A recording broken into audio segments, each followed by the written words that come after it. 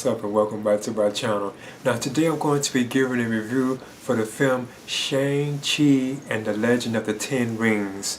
Now this is directed by Destin Daniel Cretton and it's based on the Marvel Comics character of the same name. Now I must admit I was not familiar with the character of Shang-Chi. I know they also call it like Shane, or you can call it Sean, but I'll just touch on that later. But I wasn't really familiar with this particular superhero. Now this is also the 25th film in the Marvel Cinematic Universe. Now the film itself, or the plot synopsis for the film reads that Shang-Chi is forced to confront his past after he is drawn into his father's Ten Rings organization.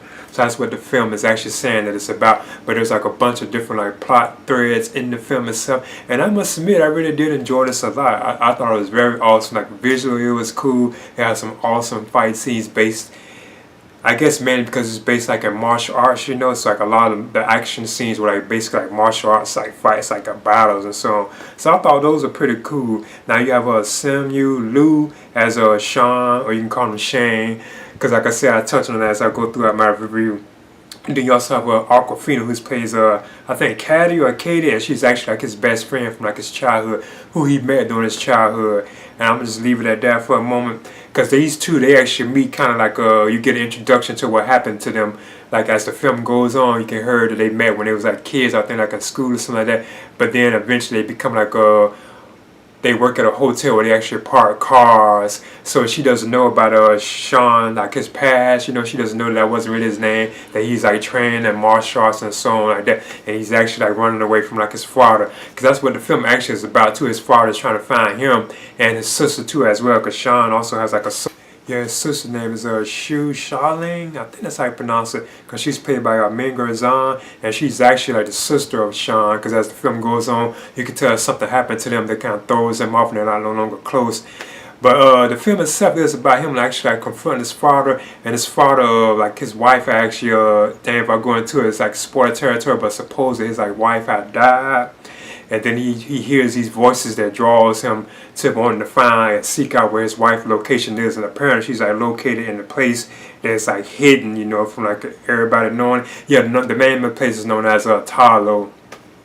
So that's what the film is about. The father's trying to find the location of Talo, and he actually knows where it is, but he has trouble getting there. Now he's also, mind you, like a person who has lived for like thousands of years, because like when the film opens, it gives like the backstory on his character, where he finds like the actual like 10 rings, and his name is known as Shu Wenwu, and he finds like the actual 10 rings that is what causes him, I think, to live such like a long time. He lives for like thousands of years, because he's played by Tony Leung. Because when you look at his character, he's not really like the villain or antagonist. He's kind of like good, you know, because he eventually meets like Sean's like wife, well, mother and so on. That's when he has like the 2 kids. But he's actually like a good character. He's not really like a villain, you know.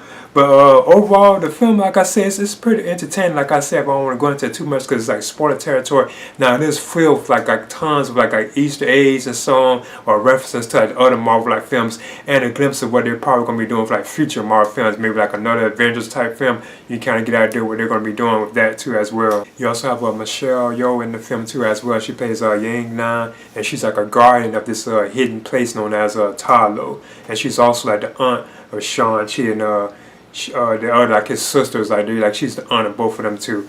But yeah, it has like a lot of like flashback scenes throughout the film. It keeps flashing back to where like Sean was like a kid, like a boy, and he gets older, you know, then he becomes like a man. You get to see how he trained real hard and so on and everything. He kind of has something against his father, because his father was kind of like a villain, because he killed a lot of people and done like a lot of things like in the past, which caused like his mother to actually be killed, you know. So I just leave it at that. But yeah, overall, this was a pretty entertaining film. I think it's actually probably one of the best like Marvel Cinematic films that I think I have seen. I wasn't even familiar with this character at all, and I noticed that he doesn't really have like any like special powers, and I don't know how accurate it is to the actual comic story itself, because I know a lot of times when they do these films, they kind of alter certain things about like the origins, so I don't know how accurate it really is. But I enjoyed it though, so I'm giving Shang-Chi and the Legend of the Ten Rings. You can call it Shang-Chi and the Legend of the Ten Rings, because yeah, in the film Sean, he actually changed his name when he was keeping his identity hidden from Aquafina's character, which I thought was like funny. You know, she's hilarious,